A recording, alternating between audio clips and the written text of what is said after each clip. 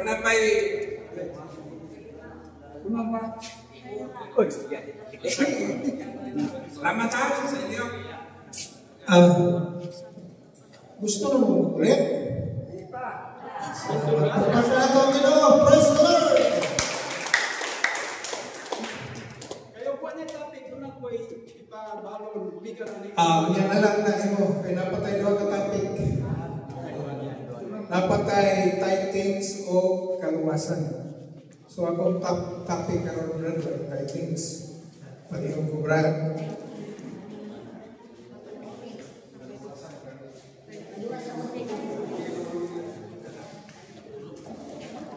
Kabalo mo po ng titings? Ang inyo diri halal balik sa Diyos. Pinamo ko'y uban na gasa balik sa Diyos. Gasa balik sa Diyos.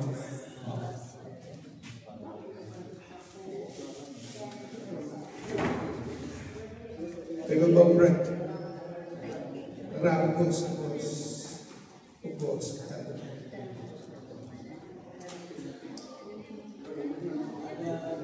so, ang atong simbahan karon, nagtudlong yun ko kining titings. Kaysa among pagsugod sa evangelization, si Bishop Kabantan pa to, ningingong yun siya, ayaw mo kalimot pag-appeal sa inyong topic ng titings. Kaysa sunod to, walang na'y aransero. So, titings na. Gasa balik sa Diyos. So muna mga igsugon na ikaw baiti na nila mo ka parokya. Praise the Lord. At tanan nga ako na ito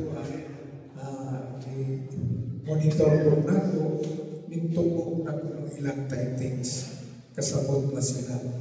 So malipayo gani, nakakita ko sa video, nakatulong ang luha kay grabe ilang halad sinako for tinaghanan. Halad nga sinako nga mga siguro tumutan o banba. Muna mo yung suot nga kami nag-aghan yun sa inyo. Kaya daghan pa nato karon walang makasabot kung unsaning titings. So unsaning titings? Pangutana, unsa man ang titings? Tubag. Tithing is the practice of taking or being a tithe. Bisaya, ang tithing mao ang pagkuha o paghatag sa ikapulo, ang hala o tithing o paghatag o ikapulo, balaod sa Diyos alang sa iyang piniling katawan sa daang kasabutan. Tubag, ang piniling katawhan sa Diyos sa daan tugon mao ang mga Hudiyo. Hari 11:13, Salmo 148, 14 o Roma 11:28. Tinaw kining ipahayag sa Diyos sa walang kasulatan sa Genesis 14:20 sa katapusang bahin ang ikapulo sa inyong ubod nga ihatag ninyo sa Ginoo. Tubag, sa libro sa Propeta Malagyas, ipahayag sa Diyos ang bahin sa ikapulo. Dada ang tibuok ikapulo adto sa templo aron adunay pagkaon nito. So lahi ako makita ninyo nga ablihan ko ang mga bahandi sa langit o ibukbuk ko kaninyo sa madagayahon kayo ang mga panalangin ini. Kinsa may nakabuhat ani? Tas 10% yun, right? Perfectly 10%. So, ako umigon ko nag-practice ko na niya.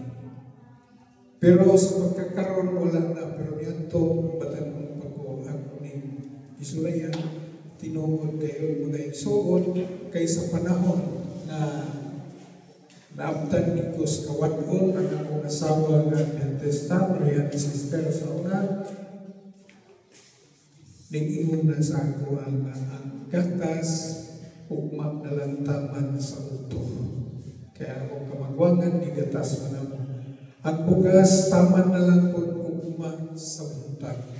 Ang bayan po sa balay na ugma na po ang deadline. Ang suga o kurinti nag-abot bayan po mga isuot. Moto, pagkabuntag sa iyo, mag-istorya, kay tag-alas 3, mag-yun ko bangon para mag-ampo, nag-rosaryo ko. Pag umana ko pag ko nag-rosaryo, nagpatuo ko sa pagluha na nag-istorya sa Ginoo sa kinasingkasin. Sa kapulo na ko rosaryo na nadayoy na nukto. Pag panuktok, ngayon dayon na ibagon sa kumisis, ano pilakaw sa kumisis kay katungyato panahon na mo sa may pamansya, parang maglingkuran lang siya, di lang mo sabat, nara sa pagkili. So siya din na nagtanawa. Pagtanaw, istorya sila, nangita sa ako, kung ipagutanan niya kung sa iyang tuyo, ning ingon dayon nga ni ako kay magbabuhat ko plano sa balay. So sa pagkaroon na ko pabuhat ng plano ni sa nga hinuon ko kailan. Wano ko damha nga ang simpon ning sagol na sa luha. Rabi niya yun, tungkol sa kalipay kay wag magani ko mag-rosaryo, gidungog na sa Ginoo akong pag-ampo. Kay ingnagano, dili man ito madruwing kung dili ko manayong kas advance. So, ang kas advance, nagsabot ni, marang rosaryo, nagsabot ni 10,000 ako ipanayon. Kaya ako man niya project at itong panahon na. So, pagkahuman, itigaan ko niya 5,000. O di sumpan akong problema na pa'y sobra. Inhatag ko 500 sa sa simbahan. Ang ako pong asawa, inhatag ko 500 sa ilang simbahan. So, nag-times to akong tidings. Diba? So, pagkahuman, nagpinansya na ko o 5,000. Ingon, ang Ginoo ko, kita regularly inhatag sa Ginoo. Pero kita karon sa atong Ginoo, mamili patag sinsilyo sa atong bulsa, ihatag. O, wala nato na tanawa, suray ako, makita ninyo, ablihan ko ang mga bahagi sa langit, kung ibubo ko kaninyo sa madagayawan kayo ang mga pananangin. So kung atong nang gituhuan, wala na tayo pagduha-duha pa. Hatag ta. Yung nagingon sa Ginoo, na the more you give, the more you receive. Pagtana, kinsa man ang mudawat sa ikapulo o titles ihatag nato sa Ginoo. Tubag, ang mudawat sa halad o ikapulo nga hatag nato sa Ginoo mao ang mga pare. Ezekiel 34:30. Ang una ninyong abot o ang tanang halad ila sa mga pari. Ihatag ko sa ninyo sa mga pari ang unang abot ninyo sa sibana aron panalanginan ang inyong paghimalay. Tinaw na ipahayag sa Diyos pinahagi ni Propeta Ezekiel nga ang tanang halad nga alang kaniya adto sa pari ihatag. Usa, walay labot ang mga pastor sa halad ngay kapulog sumala sa kabubuton sa so, dili na ihalad sa pastor. Kaya ang isugo sa Ginoo adto sa pare. Wa tayo mabasa sa malaang kasulatan nga ihatag ang ikapulong adto sa pastor. Tignan mo'y mabasa. Balhin mong laing reliyon. Sa sulat sa mga apostoles, buhat 11:26, gipahayag sa Diyos nga iyang mga magtutuo tawgon mga Kristiyanos. Sa sulat sa mga Hebreo, ipanayag sa Diyos nga mga Kristohanon iyang gitawag, pinili. Mga igsoon Kristohanon na gitawag usab sa Diyos, himuan ninyong panag-ingnan si Jesus ang apostol o pangulong pari sa pagtuo na atong gihuptan. Hebreo 3:1. Sa sulat sa ni San Pedro, 1 Pedro 2:9, ipahayag sa Diyos nga pinili niyang katawhan mga pari apan kamo mao ang pinili katawhan ang mga harianong pari o ang balaang asa. Apan kamo nag-antos tungkol sa inyong pagkakristohanon, ayaw ninyo ikaulaw ni Himno ang pasalamati ninyong Diyos na kamo mga Kristohanon o mga Pedro 4:16. Tungkol kay kamo mga Kristohanon, mao ang piniling katawhan sa Diyos sa bagong tugon, gipadayag sa Diyos ang mga pari Kristohanon mao ang maghari sa kalibutan.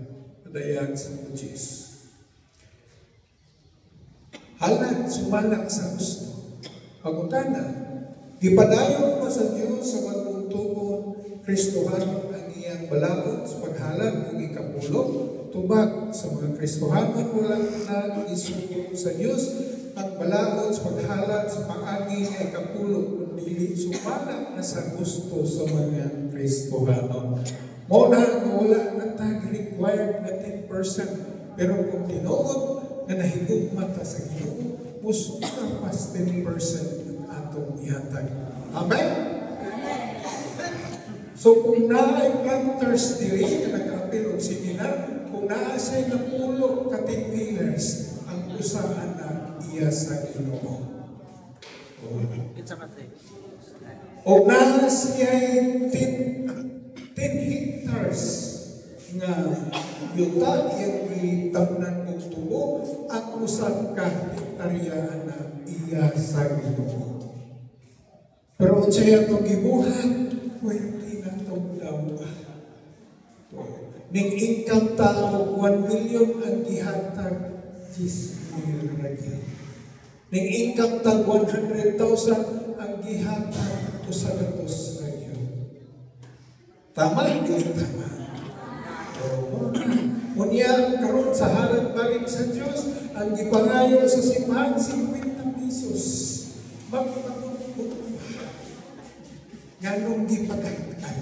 Unya kung magpalit ng green horse, sigurado way limit. Unya ang mga babae gusto kay magkapalit ng papula sa number. Kis-kis ang kilay. Una, sister, ilang isang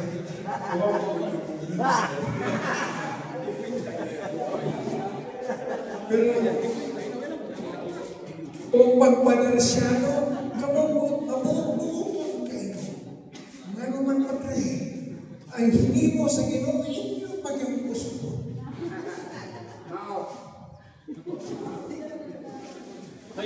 Sa 2 Korinto 9:10, busan kinahanglan muhatag ang tagsa-tagsa sumala sa inyong gusto. O dili magbagugbot ni magunahon ang gipugos niya kay ang Dios na higugma sa naghatag ng malipayon. Ona, muhatag mo gamay malipayon ng Ginoo. Pero muhatag mo dalumas sabi malipayon ng Ginoo. Una mga igsoon nga hatag-tag samtang buhi patag. Pwede na ko kalipay ka ganina. Sa Santos Luisa sa panahon ng paghalag, ang atong pagkikura ng halad yun.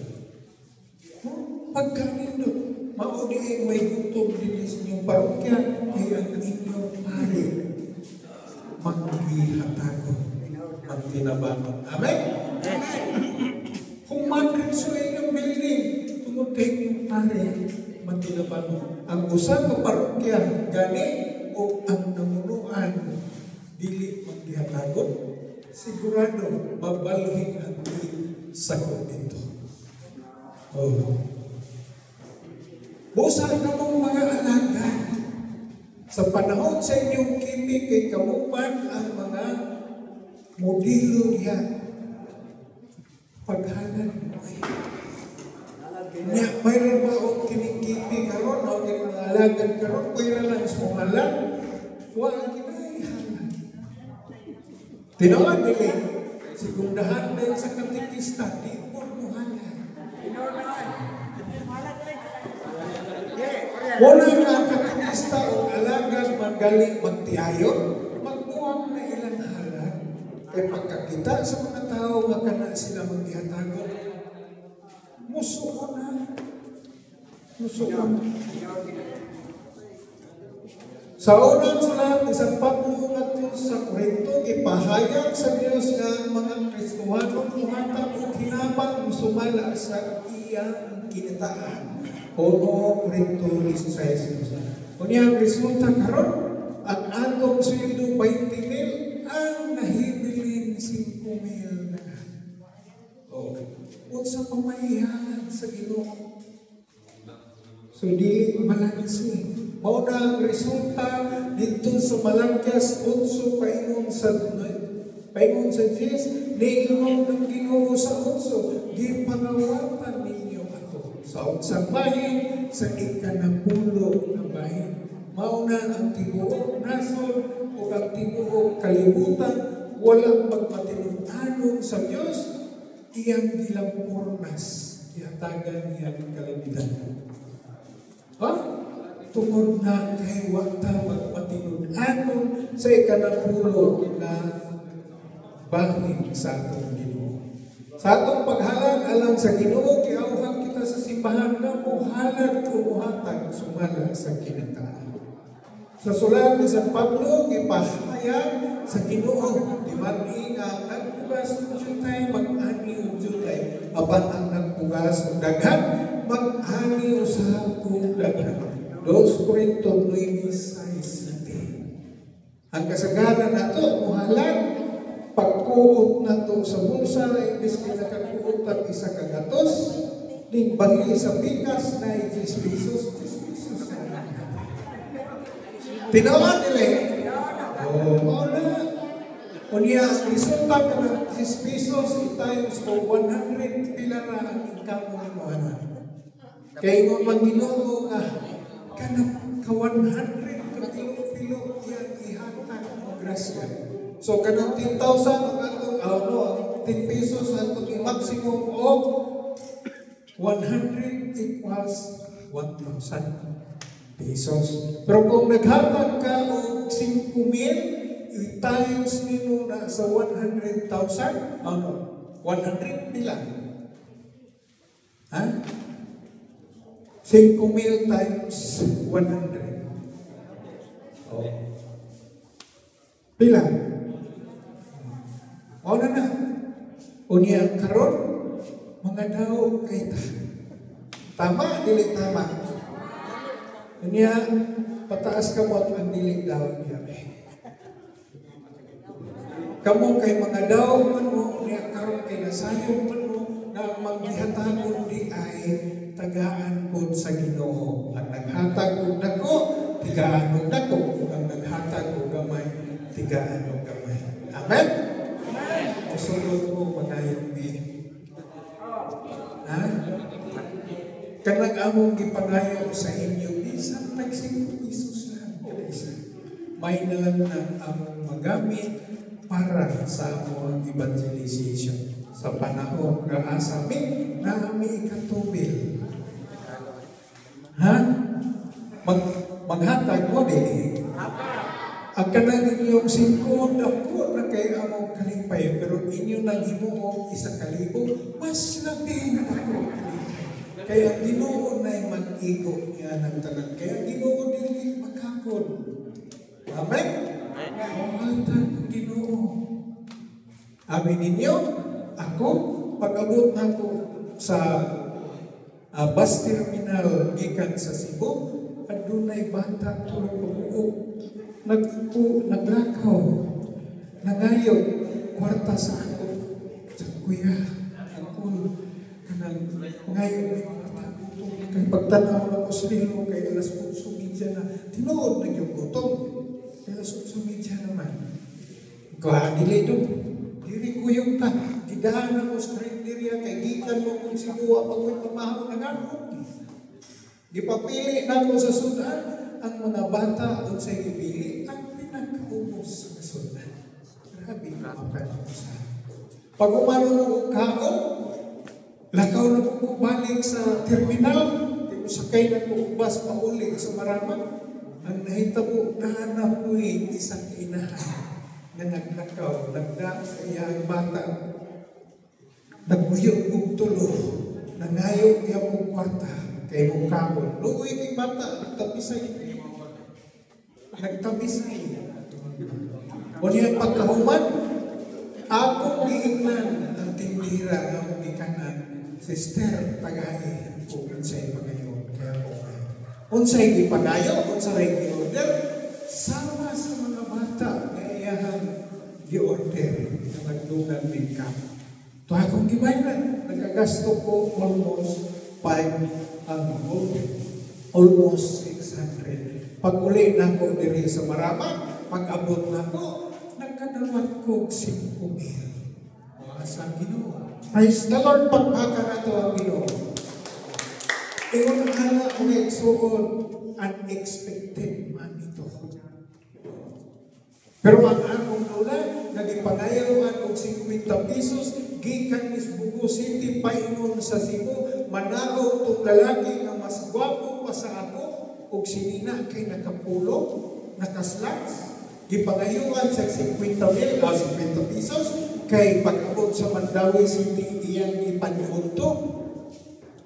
Huwag tigahin sa pamula. Ang resulta, 500 nga iyang gigulitan para sa among pag-meeting, nawala sa yakap. Pagmata niya, ipangutana ko, asa akong kwarta doon, yawiran ko man to. Kung ako kasayo na, ingon anak, kaya ang akong lula iyang itanaw ang kagwapo sa tao. Nanaman, kita tanan sa gwapo na, nakikita yung watay kwarta. Tinuod, dili. Wala. Padayon ta. Nagsugod na mo pagkatay. Wala pa. Pasdahan na. Brad, pangayuin na sila, Brad. Kaya ninyo kung undangan ni Uwa pa'y natin. Joke lang.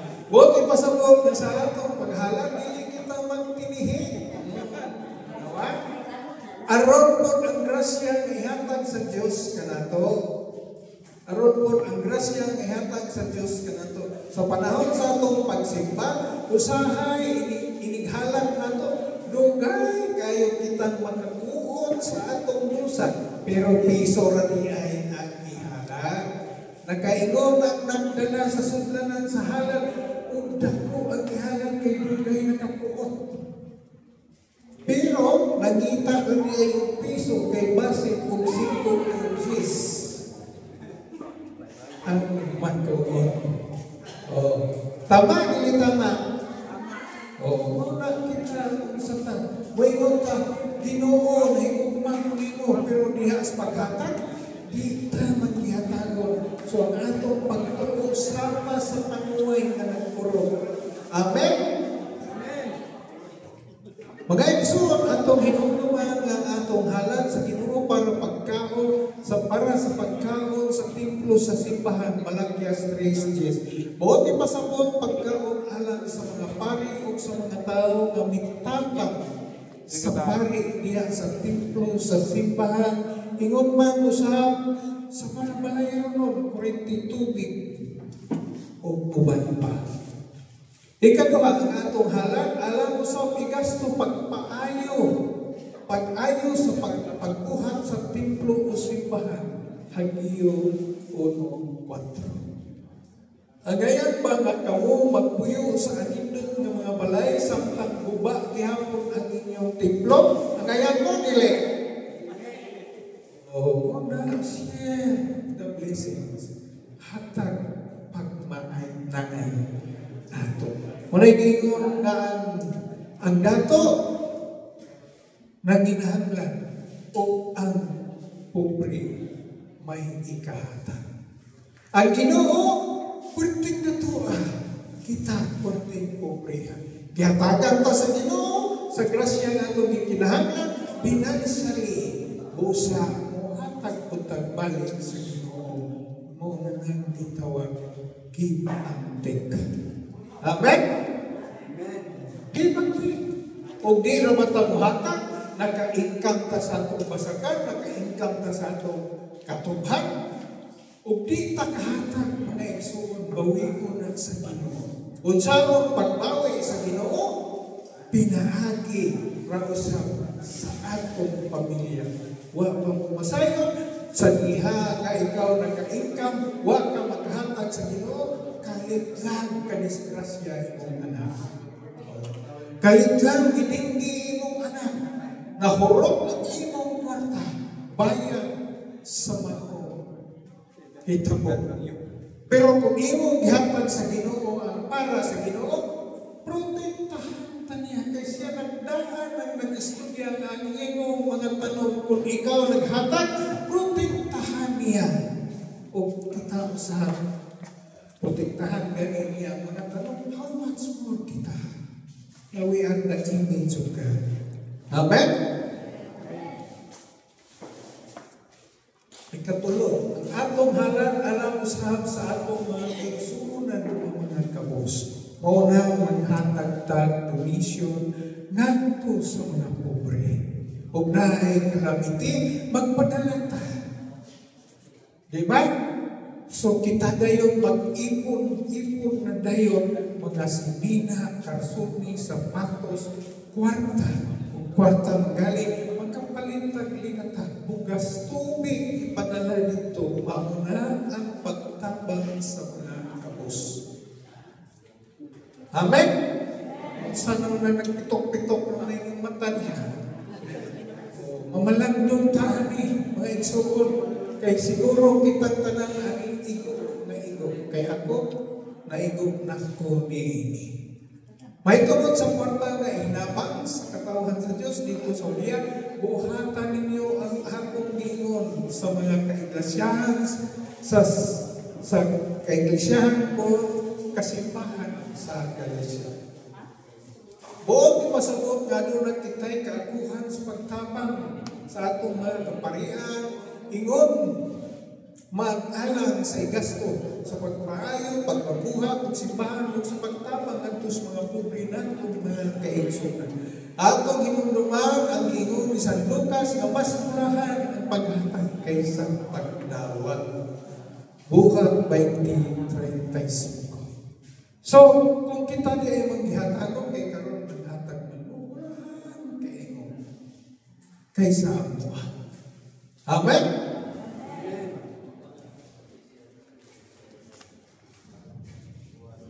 Tungod niini muhatag kita sumala sa atong kitaan balik mani. Ngano mani dibalik man. Tutuplokan niyo, bro. Kalau tagdagan niya ha. Siguro kay balik man. Pinadayan si Moses, gihimo mo sila kinarian si Pabrik. Gitudlo sa simbahan lalo na kita'y kakuhaan sa pagtabang sa simbahan o ating kini makita sa Catechism of the Catholic Church. CCC number 2043. Sige din gitudlo kini sa atong simbahan diha sa Catechism. Sige din ang ikalimang lagda kinahanglang mutabang kita sa pagkahin kwarta alang sa paghinahanglan sa simbahan. Nagpasabot nga mga magtutuo obligado nga mutabang diya sa tawhanong paghinahanglan sa simbahan sumala sa makaya sa matang usa. Amen? O, tabang ta. Diya sa inyong kapilya maghangan yung gusto palinti na o rugby. Palinti o Saint Elisa. Di na magtutun. Wag ganin ang matag sa piyan. Kita mo mo yung una parang musuko na siya. Kinamay batasan na ito na di ka palupin. O? So una, muhalang ngayon kita sumala ni Sirach 35:4. Ayaw pag-anto sa templo simbahan ko wala kay halat. Amen? Thank you. God bless us.